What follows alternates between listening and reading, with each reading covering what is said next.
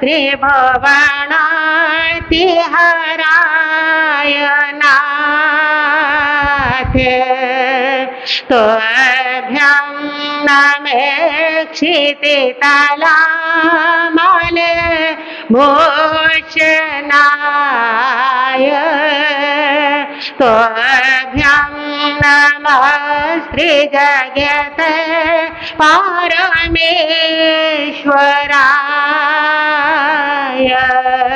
तुभ्यं नमो जिनभवोदधि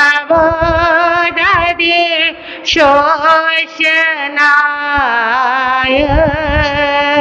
तप सेवा संयम और शांति से बने स्वयं मुक्ति का द्वार उत्तम चर्या उत्तम साधना उत्तम था जिनका आचार निर्मल मन और पावन तन सरल सत्य सहज व्यवहार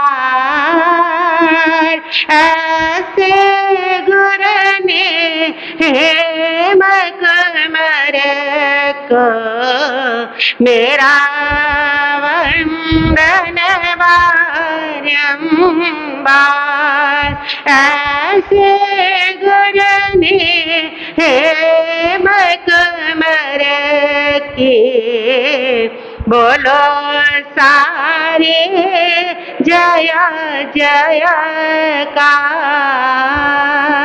तपाचार्य सद्गुरुवर्य श्री हेम कुमार जी महाराज साहब के शासन ज्योतिओ प्रवर्तने डॉक्टर श्री रवि रश्मि जी महाराज साहब के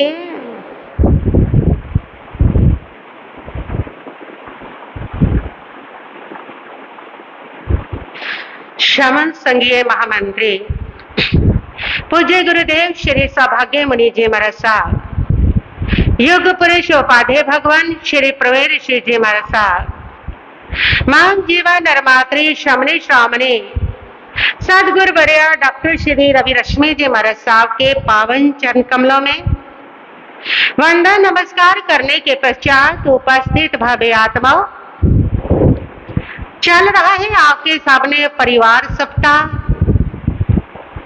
रिश्तों की बात, परिवार खुश होगा, परिवार में हम खुशहाल होंगे, परिवार में शांति और समाधि की स्थापना होगी, तभी अध्यात्म में प्रवेश होगा।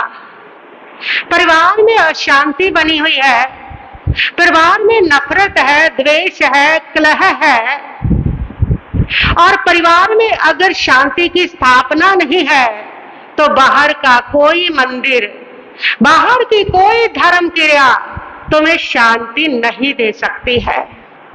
इसलिए बहुत जरूरी है कि हम अपने परिवार को संभालें। हम परिवार को ऐसा मंदिर बना लें जहां पर रहना धर्म में रहना हो जाए। हम परिवार को ऐसा एक सुंदर सा अध्यात्म का महल बना ले जहां पर रह करके कर्मों का बंध नहीं, कर्मों की निर्जरा और कर्मों का संभर हो जाए।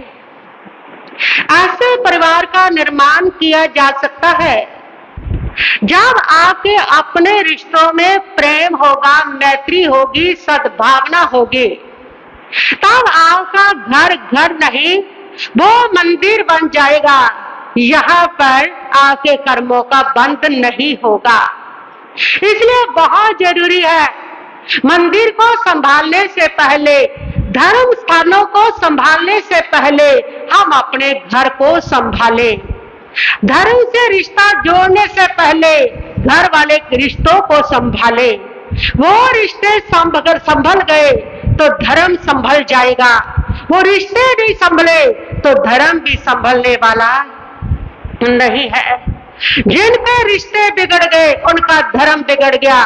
कमठ ने रिश्ता बिगाड़ा भाई के साथ, सारा धर्म बिगड़ गया कमठ का, चाहे वो पंच अग्नि तपने वाला साधु भी बना था, ये नहीं था कि वो नहीं मरा था, कमठ जो था, लेकिन सारा धर्म बिगड़ गया उसका, सारा तप बिगड़ गया उसका, क्योंकि उसने अपने भाई के साथ रहे हुए रिश्तों को नहीं संभाला।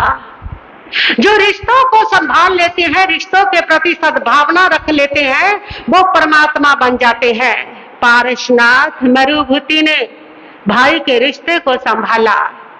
भाई की गलती होने के बावजूद भी भाई के प्रति प्रेम से भर करके भाई से क्षमा याचना करने के लिए जाते हैं। हर भूमि अपने भाई के प्रति स्नेह रख रहे हैं, और वही उनका स्नेह था, वही संभाला हुआ रिश्ता था जो उनको तीर्थंकर बना गया, और वही कमठ का वो रिश्ता था जो भाई के साथ द्वेष करता रहा, नफरत करता चला गया। उसने अपने भाई के रिश्ते को नहीं संभाला और वो कहां से नरकों में ही पहुंचता चला गया। ये रिश्ते तुम्हें नरक भी ले जाएंगे अगर ना संभाले तो। ये रिश्ते तुम्हें स्वर्ग भी ले जाएंगे, मोक्ष में भी ले जाएंगे अगर इन रिश्तों को तुमने संभाल लिया। ये जीवन हमारा रिश्तों से बनता है। रिश्तों के बिना ये जीवन न बनता है, न चलता है, न बढ़ता है। जैसे जीव गर्भ में आता है, सबसे पहले माँ का उसके साथ रिश्ता बनता है, मेरा बच्चा। तभी एक माँ कष्ट सहन करके उसको जन्म देती है उस रिश्ते के कारण, और फिर जन्म होने के बाद वो बेटे का रिश्ता दादी के साथ भी, बच्चे का रिश्ता बाप के साथ, सबके साथ बना है। तभी वो पलता है, सब उसको गोद में खिलाते हैं और उसका जो है वो कपड़े भी साफ करते हैं, उसकी साफ सफाई करते हैं, तभी वो पलता है। वो रिश्तों के कारण, रिश्तों के कारण ही हमारा जीवन पलता है, जीवन बनता है, जीवन चलता है। संसार के रिश्ते अगर हम छोड़ भी दे, अध्यात्म में जा करके भी रिश्तों के बिना हम आगे बढ़ ही नहीं सकते हैं। सबसे पहले आपको गुरु के साथ रिश्ता बनाना पड़ेगा, गुरु भाइयों के साथ रिश्ता बनाना पड़ेगा, गुरु बहनों के साथ रिश्ता बनाना पड़ेगा। वो रिश्ता तुम्हारा जितना मजबूत होगा, जितना सुंदर होगा, जितना अच्छा होगा, वो रिश्ता उतना ही तुम्हारा अध्यात्म में, ज्ञान में प्रवेश बढ़िया होगा। रिश्तों के बिना विकास कहाँ है?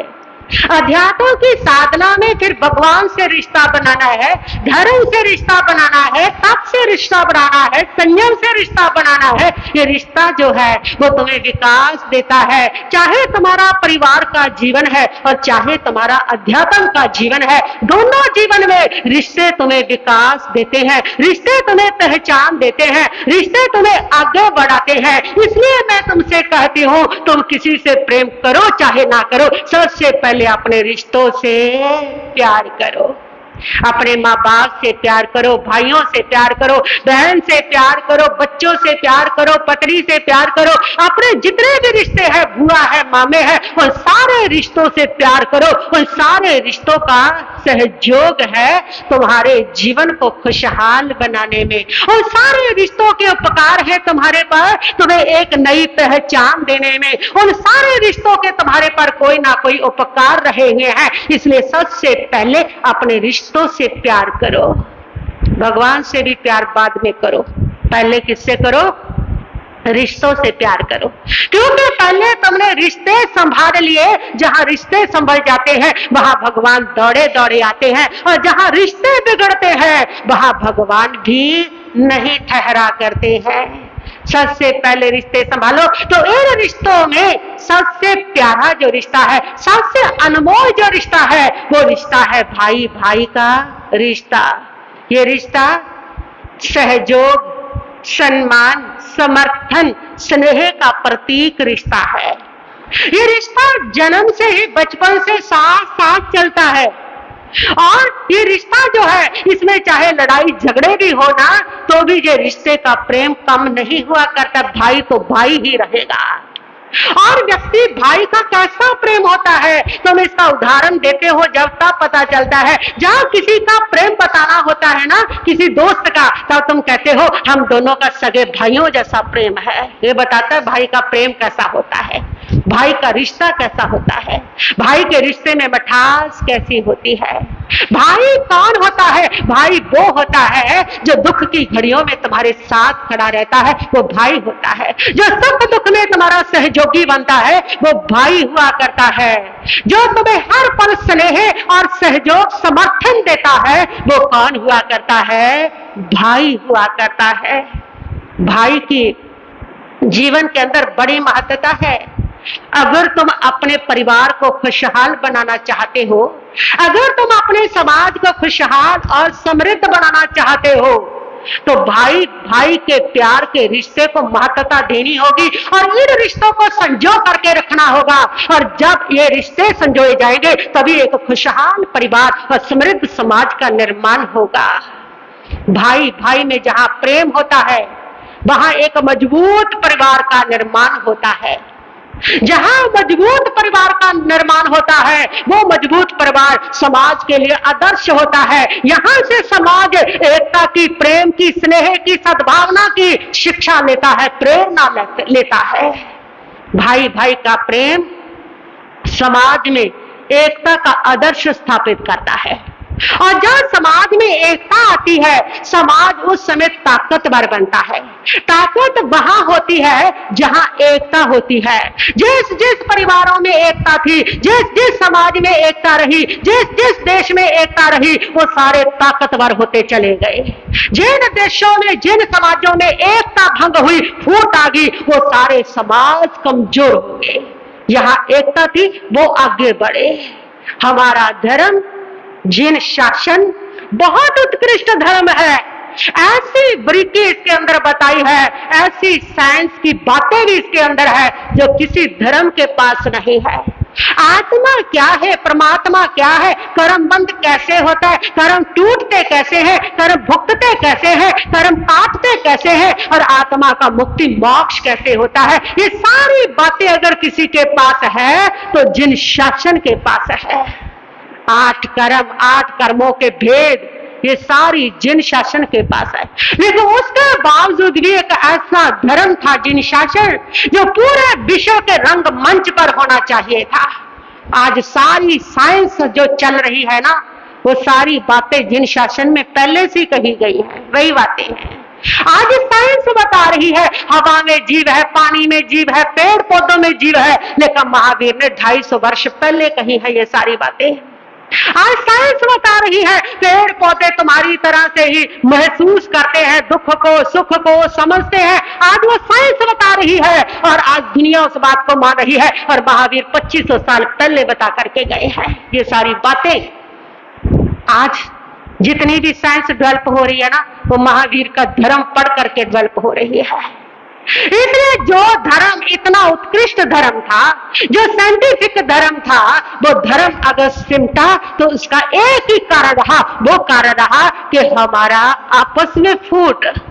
सबसे पहले 4 संप्रदाय बन गए, श्वेतांबर, दिगंबर, तेरापंथी मंदिर। और फिर उसके बाद उनमें जितने हैं वो तो पूछो ही मत, उसकी तो गिनती नहीं कर सकते तुम। इतने ज्यादा उसमें थोड़े थोड़े थोड़े थोड़े संप्रदाय बने हैं, इतने ज्यादा उसमें गच्छ बन गए हैं, इतने ज्यादा उसके अंदर फूट है, पूछो ही मत। बस वही जो फूट है वो हमारे पास सारी संपदा होने के बावजूद भी हम विश्व के रंगमंच पर छा नहीं सके। आज जो साइंस सिद्ध कर रही है, वो लंदन की लाइब्रेरियों में जैन ग्रंथ पढ़े हैं।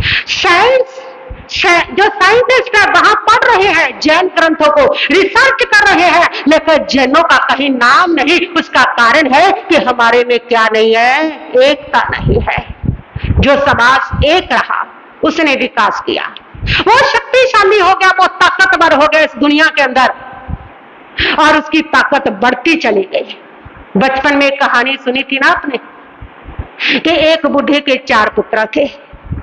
वह बूढ़ा व्यक्ति जब मरने लगा तो उसने सोचा कि ये चारों यदि एक रहेंगे तो दुनिया में इनकी ताकत बनी रहेगी, और चारों यदि मेरे मरने के बाद बिखर गए तो इनकी सारी शक्ति कमजोर हो जाएगी। और चारों बेटे लड़ते ही रहते थे, उनकी लड़ाई को देख करके माँ बाप को चिंता होती थी। जिस माँ बाप के सामने उसके बेटे अलग हो जाते हैं, वो उस माँ बाप का सबसे बड़ा पाप होता है। जिस माँ बाप के बच्चे उसके सामने एक बन करके रहते हैं, वह माँ बाप का सबसे बड़ा पुण्य होता है। और वो माँ बाप इस दुनिया से जाते जाते बड़े सुकून के साथ जाते हैं। ये मेरा खुद का अनुभव है। मेरे पिताजी का अभी 2-3 महीने, जनवरी में 5-6 महीने हो गए, उस समय उनका देहावसान हुआ। और उनकी जो मृत्यु थी, वीरों की मृत्यु थी। उन्होंने साफ कह दिया था कि मुझे जाना है। और 1 महीना पहले वो सारा कुछ करके गए थे। 10 सालों से सारी संपत्ति बच्चों में बांट दी थी। और उसके बाद भी उन्होंने सब कुछ जो था वो सबको समझाया। 1 महीने पहले क्या क्या करना है, अपनी सारी किताबें जो बेकार थी वो फेंकवा दी, जो जरूरी थी वो बता दी कि ये तुम्हारे हिसाब के काम आएगी, ये तुम रख लो। उनको जो मेडिसिन के लिए कहा, उन्होंने कहा मैं हॉस्पिटल में नहीं मरना चाहता। मैं हॉस्पिटल में वो दर्द की मौत, बेहोशी की मौत, मुझे बॉडी लेना। मैं मरूंगा अपने घर में, और मैं मौत से डरता नहीं हूं। मैं मरूंगा सजगता के साथ, मैं मरूंगा अपने होश हवास के साथ, मैं आराम से जाऊंगा और मैं हॉस्पिटल नहीं जाऊंगा। और बच्चों को तो होता ही है। उन्होंने मेरे को भी सिफारिश लगाई कि आप समझाओ कि बीमार है तो थोड़ा हॉस्पिटल चले जाए, लेकिन वो नहीं गए। और मैंने उनको सारे पचखान दे दिए, प्रत्याख्यान दे दिए, उन्होंने कर लिए। हफ्ता पहले उन्होंने अपना खाना पीना छोड़ दिया। बात करते थे, उठते बैठते थे, लेकिन खाना पीना वो कहते थे मुझे अब नहीं खाना है। अब मुझे आहार पानी कुछ भी नहीं लेना है, और मेरे को उससे तकलीफ ही होती है, मुझे इस प्रकार का नहीं लेना है। और मरते समय भी पूरे अपने होश में थे, पूरी सजगता के साथ थे। और उन्होंने लास्ट में एक बात मुझे कही थी कि मैं इतनी शांति के साथ, इतने सुकून के साथ इस दुनिया से जा रहा हूं, इसलिए कि चारों बच्चों में प्रेम है। उन्होंने अपने बच्चों को कहा कि तुम्हें तो रोने की जरूरत नहीं, इतने सुकून के साथ दुनिया का कोई माँ बाप नहीं जाता जितना सुकून मैं लेकर के जा रहा हूं। मुझे कोई तनाव नहीं, इस बात का कोई दर्द नहीं कि ये सारे लड़ते झगड़ते रहते हैं, पीछे इनका क्या होगा। मैं सुकून के साथ जा रहा हूं कि चारों बच्चों में प्रेम है, चारे एक दूसरे पर जान बांटते हैं। इससे महसूस हुआ कि एक माँ बाप के सामने उसकी औलाद जब प्रेम से रहती है तो वो दुनिया से कितने सुकून के साथ जाते हैं, कितने समाधि के साथ जाते हैं। और जो बच्चे लड़ते झगड़ते रहते हैं, उनके जो माता पिता है वो कितनी अशांति, कितनी असमाधि, कितने दुख के साथ जाते होंगे। तो कम से कम अपने लिए ना सही, अपने माता पिता की समाधि के लिए, अपने माता पिता की सुकून के लिए, अपने माता पिता का अगला भाव सुधर जाए, उसके लिए कम से कम जब तक माँ बाप है तब तक तो प्रेम से एक बन करके रह लो। उस बुढ़े का भी यही मकसद था कि कम से कम मैं सुकून से दुनिया से चला जाऊंगा, ये सारे नलायक ना लड़े, इनमें एकता रह जाए। और उनको शिक्षा देने के लिए, जब वो समझते ही नहीं थे तो उनको शिक्षा देने के लिए उस बुढ़े ने लकड़ों का एक गट्ठड़ मंगवाया। और उस लकड़ के गट्ठड़ को उन्होंने कहा कि इस पूरे गट्ठड़ को तुम अब तोड़ के दिखाओ। उन्होंने वो सारी लकड़ों को पकड़ा, वो कैसे टूटे, इतने मजबूत। उन्होंने कहा ये नहीं टूटती है। कहा पिता ने चारों को एक एक लकड़ी दी कि अब इसको तोड़ो। एक एक लकड़ी को उन्होंने आराम से तोड़ दिया। पिता ने समझाया कि जहां एकता है, सारे इकट्ठे मिलकर के रहते हैं, उनको कोई तोड़ नहीं सकता। जब कोई एक एक हो जाता है उनको कोई भी तोड़ सकता है। पिता ने समझाया कि मेरे बच्चों, दुनिया के अंदर अगर तुमने शान के साथ रहना है, अपनी ताकत के साथ रहना है, तो चारों भाई एक हो करके रहना। तुम्हें कोई तोड़ नहीं सकेगा, कोई भी तुम्हारे पर आक्रमण नहीं कर सकेगा, कोई हमला नहीं कर सकेगा। और अगर तुम चारों अलग अलग हो गए तो ये दुनिया तुम्हें क्या कर देगी, तोड़ देगी। एकता में बल होता है। और हमारा धर्म भी यही कहते हैं, परमात्मा भी यही कहते हैं सभी जीवों को कि सब इकट्ठे रहो, एक बन के रहो, नेक बन के रहो, हिल मिल करके रहो। हर धर्म यही शिक्षा देता है, हर परमात्मा यही शिक्षा देते हैं कि तुम एक हो करके रहो, मिल करके रहो। क्यों? क्योंकि जो मिल करके रहेगा उसका आत्म बल बढ़ता है, उसकी आत्म शक्ति बढ़ती है, उसका बाहर का बल भी बढ़ता है समाज में, और उसका भीतर का बल भी बढ़ता है जो एक होकर के रहता है। एकता के गीत नित्य गाता चल हाँ गाता चल। एकता के गीत नित्य गाता चल हाँ गाता चल। एकता के गीत नित्य गाता चल हाँ गाता चल। एक रहे तो डर नहीं, तोड़ेगा कोई घर नहीं। एकता के गीत नित्य गाता चल हाँ गाता चल। ये दुनिया तो चाल चलेगी, तुझे देख सदा जलेगी। कुछ धर्म कर कुछ कर्म कर, तू कटने का सर नहीं। तोड़ेगा कोई घर नहीं। एकता के गीत नित्य गाता चल हाँ गाता चल। ये फूट गया ढोल ही क्या,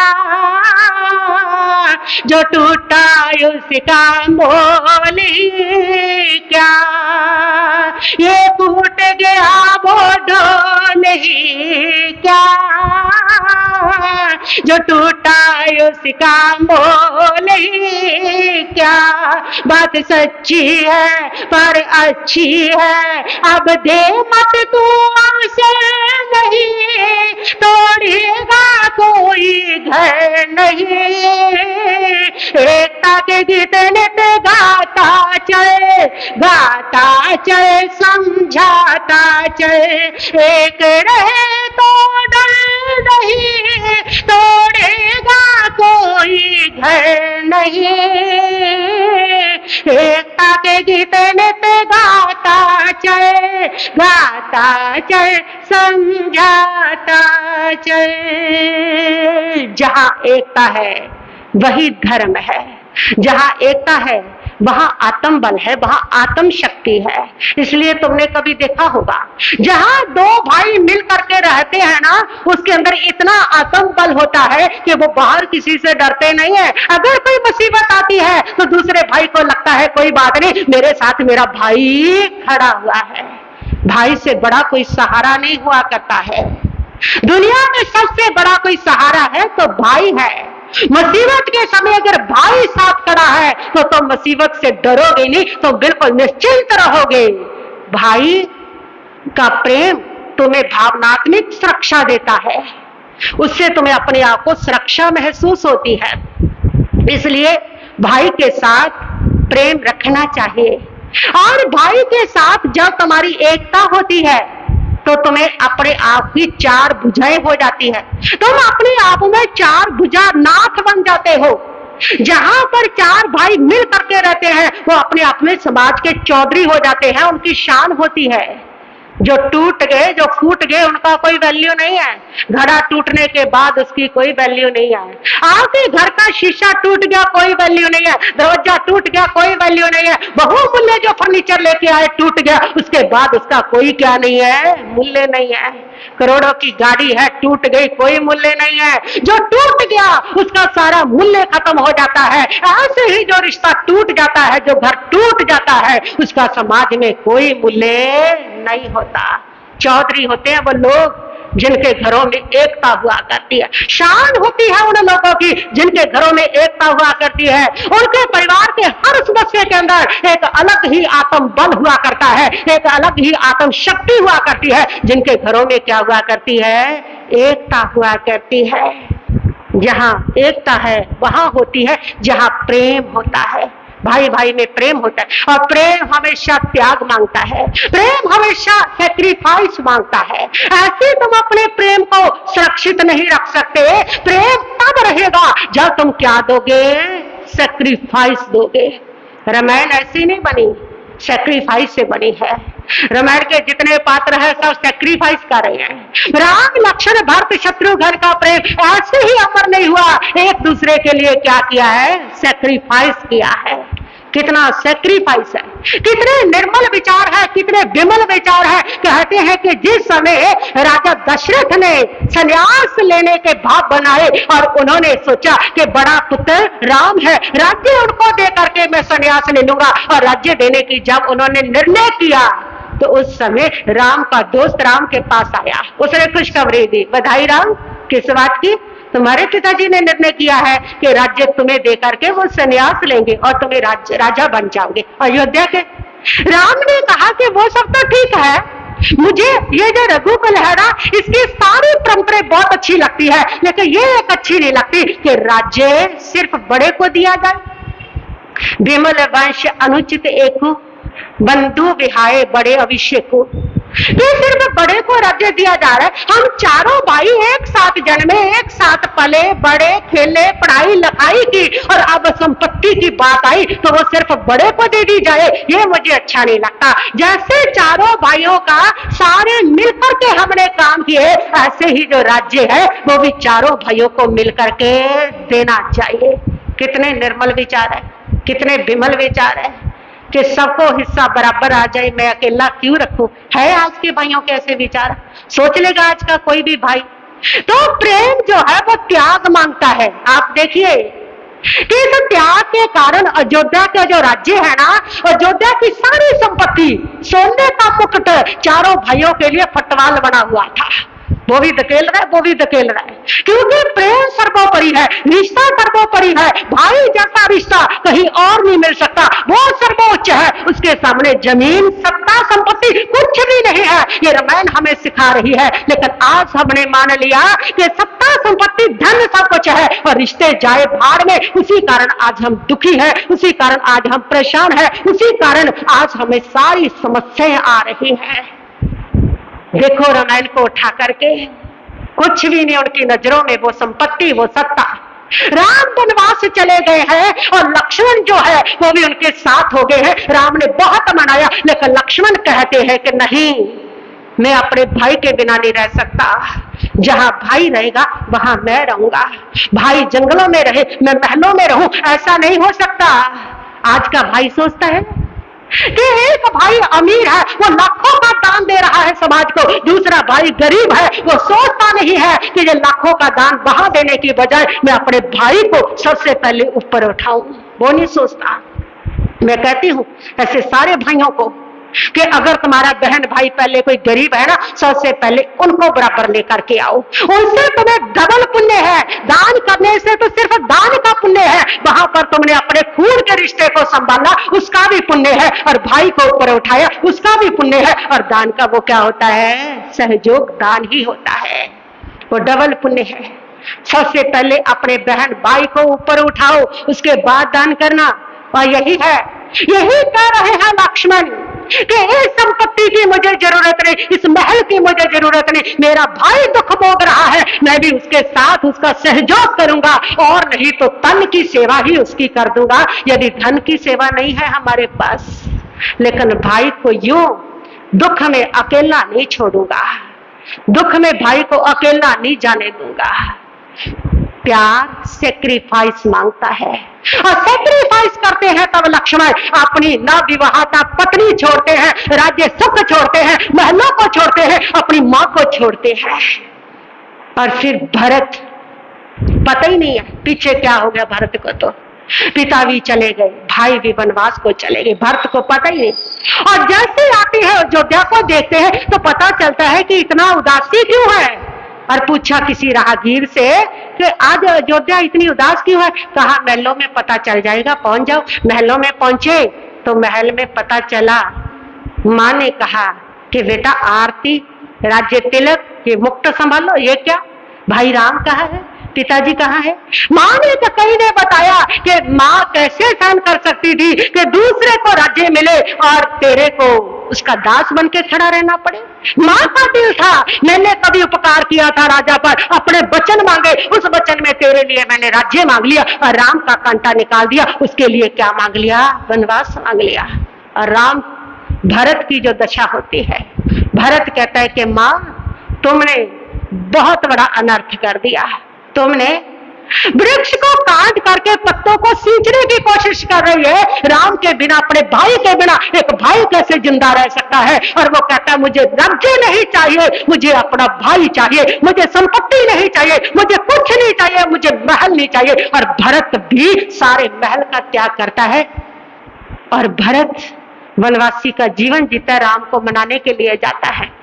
और राम का प्रेम देखिए, राम जब पंचवटी में पहुंचते हैं ना, तो वहां वन देवी उनके पास आती है। वन देवी आकर के कहती है कि प्रभु राम, कोई सेवा करवाइए, क्या करूं आपके लिए? तो राम कहते हैं कि वन देवी, अगर कुछ करना है तो इतना कर दे कि अयोध्या से लेकर के चित्रकूट तक का जो रास्ता है, पंचवटी तक का जो रास्ता है, वहां के सारे कांटे समाप्त कर दे। क्यों? तुम तो आ चुके हो, अब कांटे क्यों समाप्त कराना चाहते हो? राम ने कहा क्योंकि मेरा भाई भरत बहुत पगला है, वो नंगे पैर आएगा जहां तक चल करके, उसके पांव में कांटा ना लग जाए, इसलिए सारे कांटे क्या कर दे, समाप्त कर दे। पूछा वन देवी ने, तेरा भाई इतना कमजोर है, वो कांटे नहीं सहन कर सकता जिन कांटों को तुम सहन कर गए? उन्होंने कहा नहीं, भारत तो इतना बज्जर जैसा है कि बज्जर भी उसको कुछ नहीं कर सकता, लेकिन भरत जब उस रास्ते से आएगा और उसको पता चलेगा उसके कांटे लगे गए, और उसको पता चलेगा मेरे भाई को जो कांटे लगे होंगे, तो उसका दिल ही टूट जाएगा। इसलिए उस कांटों को समाप्त कर दे कि मेरे भाई का दिल ना टूटे कि वो कांटे मुझे लगे हैं। कितना प्रेम है भाइयों का, सैक्रिफाइस मांगती है, तभी भाइयों में प्रेम बना रह पाता है। अगर अपने स्वार्थ को देखोगे, मुझे ही मुझे चाहिए, सारी संपत्ति मेरे हिस्से में, मुझे ज्यादा मिल जाए, वहां भाइयों का प्रेम कभी भी रह नहीं सकता है। जहां भाई भाई का प्रेम है, वही सारी संपदाओं का वास हुआ करता है। भाई जो है उनका प्रेम बचपन में तो बहुत रहता है, लेकिन बाद में उनका प्रेम समाप्त हो जाता है। शादी के बाद क्या होता है ऐसा? शादी के बाद जो उनका प्रेम समाप्त हो जाता है, बस इतनी ही कहानी होती है कि शादी के बाद वो जो अपने पति बच्चों के रिश्ते हैं उनको प्राथमिकता देने लग जाते हैं, भाई का रिश्ता उनसे पीछे हो जाता है, जिसके कारण उनका शादी के बाद झगड़ा होने लगता है। उनको वो परिवार अपना लगता है, अब भाई अपना नहीं लगता। जबकि जो खून तुम्हारी रगों में है, वही खून भाई की रगों में है। वैसा ही होता है भाई। परिवार की प्राथमिकता यदि भाई को होगी तो इतना सुंदर तुम्हारा घर होगा कि तुम्हारे ही बच्चों के दो पिताओं का प्यार मिलेगा, लेकिन तुम ही उसमें एक नींव डाल देते हो कि हम अलग और वो क्या है, अलग है। अपने बच्चों को भी वंचित कर लेते हो। इतना ही नहीं, ऐसा करके तुम भाई भाई से झगड़ा करके अपने बच्चों के लिए ऐसी परंपरा दे करके जाते हो कि आपके बच्चे उससे प्रेरणा लेते हैं कि जब हमारे माता पिता जो है, हमारे वो दोनों भाई भाई अलग अलग रहे हैं, हमें भी उसी प्रकार अलग रहना है। और जब तुम्हारे सामने तुम्हारे दो बेटे अलग होते हैं, तब तुम्हें दर्द होता है, तब तुम्हें तकलीफ होती है, लेकिन उसकी प्रेरणा अगर किसी ने दी है तो वो किसने दी है? तुमने ही दी है। वो परंपरा तुमने ही डाली है। जिन घरों के अंदर प्रेम की परंपरा चलती है, उनके बच्चे उस परंपरा को निभाते हैं। जिन घरों में फूट की परंपरा रहती है, उनके बच्चे उस परंपरा को क्या कहते हैं, निभाते हैं। जैसी परंपरा तुम दोगे, तुम्हारे बच्चे उसी परंपरा को आगे चलाएंगे। तो अपने बच्चों के लिए ही सही, जहां पर स्वार्थ होता है, ग्रहण वृत्ति होती है, वहां महाभारत होती है। महाभारत क्यों हुई? महाभारत क्यों हुई? जहां पर एक भाई सोचता है कि सारा राज्य मुझे मिल जाए, बाकियों को देना ही नहीं, वहां महाभारत होती है। जहां पर द्रोजन ये कह देता है कि सुई की नोक जितनी जगह भी अपने भाइयों को देने के लिए तैयार नहीं होता, वहां पर क्या होती है? महाभारत होती है।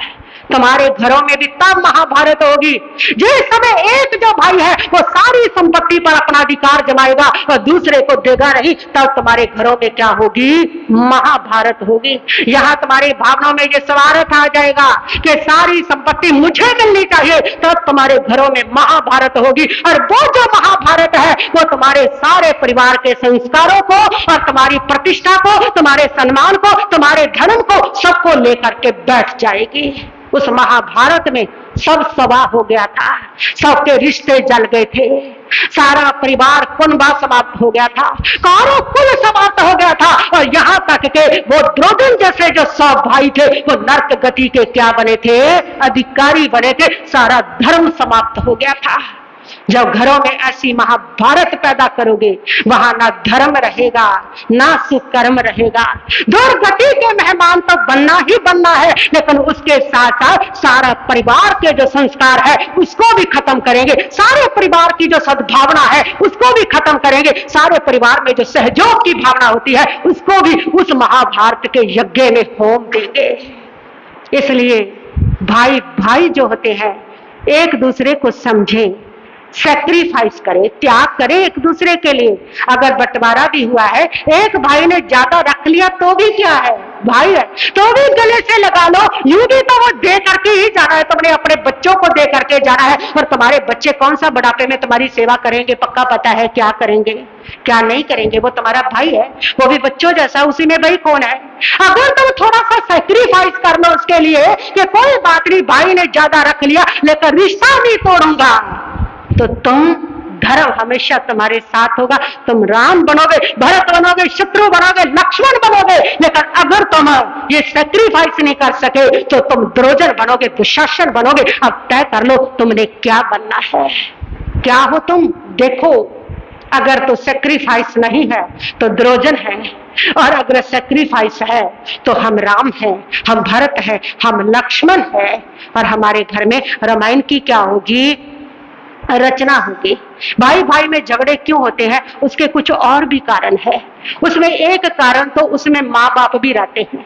बचपन से माँ बाप जब दो भाइयों में पक्षपात करते हैं तो वहां से भी झगड़े की जड़ शुरू हो जाती है। जब एक ही घर में पक्षपात होता है तो उस समय क्या होता है, जिनको लाभ मिलता है उसमें अहम हो जाता है, और जिसको लाभ नहीं मिलता उसमें ईर्ष्या पैदा हो जाती है। बस अहंकार और ईर्ष्या जब टकराते हैं तो घर में क्या होती है, महाभारत होती है। तो जब बचपन होता है उस समय माँ बाप जब तुलना करते हैं, वहां से भी मन बटाव के बीज पड़ते हैं। अपने बच्चों में कभी तुलना मत करें। एक बच्चा बहुत होशियार है, बहुत इंटेलिजेंट है, बहुत आज्ञाकारी है, दूसरा नहीं है। माँ बाप जब ऐसे कहते रहते हैं तो जो बेचारा आज्ञाकारी नहीं है, जो होशियार नहीं है, उसके अंदर हीर भावना, नफरत की भावना दूसरे बड़े के प्रति, जो योग्य है उसके प्रति बढ़ती चली जाती है, बढ़ती चली जाती है। और दोनों भाइयों का प्रेम क्या हो जाता है, समाप्त हो जाता है। तो बहुत हिस्सा इसमें माँ बाप का भी रहता है।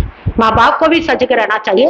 बचपन में बच्चों की आपस में तुलना ना करें और उनमें कोई भी पक्षपात ना करें, जिससे क्या हो, झगड़ा हो। और बहुत बार माँ बाप का मौन भी खतरनाक बनता है। माँ बाप जब दो बच्चे आपस में भाई लड़ रहे हैं और माँ बाप को पता है कि लड़ाई में कौन गलत है कौन सही है, और उस समय माँ बाप का ना बोलना कि हम तो किसी की तरफ नहीं बोलते, तुम तुम्हारा निपटाओ, वहां से भी उन भाइयों में शत्रुता पैदा होती है। महाभारत का युद्ध इसीलिए हुआ था जब बड़े सारे मौन हो गए थे। धृतराष्ट्र मौन हो गया था, भीष्म पितामह मौन हो गया था। इतना गलत काम हो रहा है, द्रौपदी को नग्न किया जा रहा है, घर की पुत्रवधू है वो, और उस समय सारे मौन बैठे हैं। अगर उस समय वो बड़े मौन धारण ना करते, उस समय बड़े उसको द्रोजन को झिड़कियां लगाते, उस समय वो बोलते, अपनी आवाज बुलंद करते, तो ये कभी महाभारत होनी ही नहीं थे। बड़ों का मौन, बड़ों को चाहिए जो गलत है उसको गलत का एहसास कराएं, जो सही है उसको सही का एहसास कराएं, तो घर में महाभारत नहीं होंगी।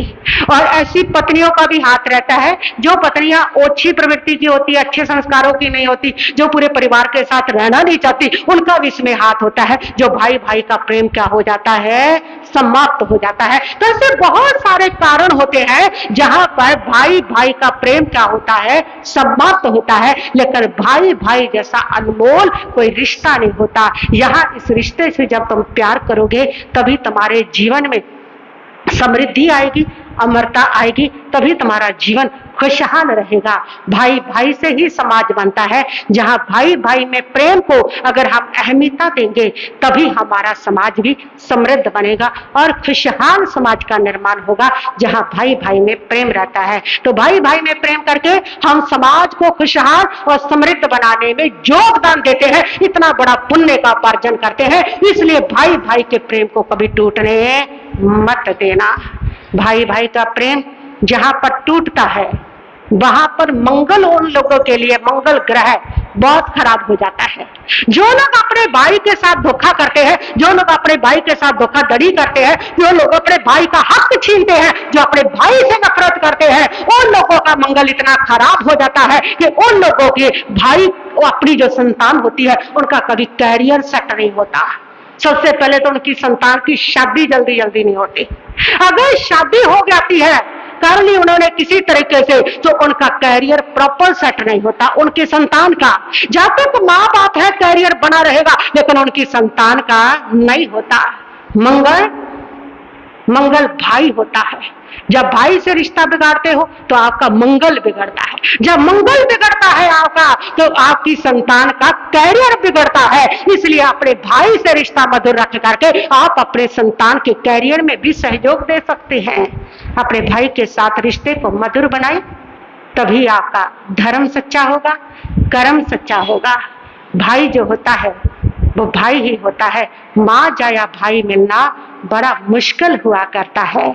तो आज भाई पर इन रिश्तों के ऊपर मैंने विचार रखे, तो मैं चाहूंगी कि जिन भाइयों के अंदर अगर थोड़ा बहुत भी कटुता है, वो भाई एक दूसरे की भावनात्मकता को समझ लें, एक दूसरे के दृष्टिकोण को समझ लें, और एक दूसरे के दृष्टिकोण को समझ करके भाई के प्रेम को महत्वता देते हुए थोड़ा सेक्रीफाइस करें और अपने रूठे हुए भाई के साथ हाथ बढ़ा लें। सबसे पहले आज रूठे हुए भाई को मना लेना। रूठे हुए भगवान को मनाना आसान है, रूठे देवते को मनाना भी आसान है, लेकिन भाई को मनाना ये इंसान की जात के लिए बड़ा कठिन है। जिसने रूठे हुए भाई को मना लिया उसके देवता भी मान जाएंगे, उसका भगवान भी मान जाएगा। और जब तक भाई रूठा रहेगा, आपके रूठे हुए ना देवता मानेंगे और ना ही रूठा हुआ आपका भगवान मानेगा। इसलिए सबसे पहले मैं आज कहती हूँ कि अगर आपको मनाना है, अपने भगवान को मनाना है, अपने देवी देवता को मनाना है, तो सबसे पहले रूठे हुए भाई को मनाओ। आपके सारे देवी देवता रूठे हुए क्या हो जाएंगे? मान जाएंगे। भाई से बड़ा कोई देवता नहीं हुआ करता है। हो गया घड़ी में बहुत समय, इतना ही कहती हुई मैं अपने वक्तव्य को यहीं पर स्थगित करती हूँ। ओम शांति शांति। कल बच्चों के पास है बच्चे तो फिर किसके फिर कल और बेटा को बसना चाहिए। चलो उधर भी तो करना ही रक्षा, उधर रक्षा का हो जाता है। हाँ, तो कल का जो रिश्ता है वो भाई बहन का रिश्ता, आज भाई भाई का था, तो कल को बात करेंगे भाई बहन का रिश्ता। इस रिश्ते में भी बहुत कटुता है। बहुत बहनें रूठ करके बैठी हुई हैं, बहुत भाई रूठ करके बैठे हुए हैं, राखी पर भी नहीं आती हैं और भी नहीं बरतती हैं। तो इस रिश्ते में भी बहुत सारी कटुता है।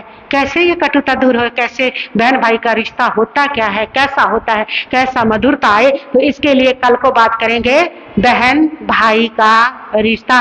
बहन के रिश्ते के ऊपर बात करेंगे। तो सभी बहनों को भाई आमंत्रित कर लेंगे कि कम से कम बहनें आकर के सुन ले कि भाई उनके लिए क्या होता है, भाई सुन ले बहन का उनके लिए क्या महत्व होता है। ये रिश्ते जो प्रकृति ने हमें दिए हैं, ये यूं ही नहीं दिए हैं, इन रिश्तों का हमारे जीवन में बड़ा महत्व होता है। तो सुने भाई के बहन का क्या महत्व है उनके जीवन में, और सुने बहने के भाई का क्या महत्व है उनके जीवन में। अगर सुन लोगे ये महत्व है, हो सकता है रूठे हुए भाई बहन मान जाए, उनमें प्रेम बढ़ जाए। तो प्रेरणा देंगे आप सभी को। कल की ड्यूटी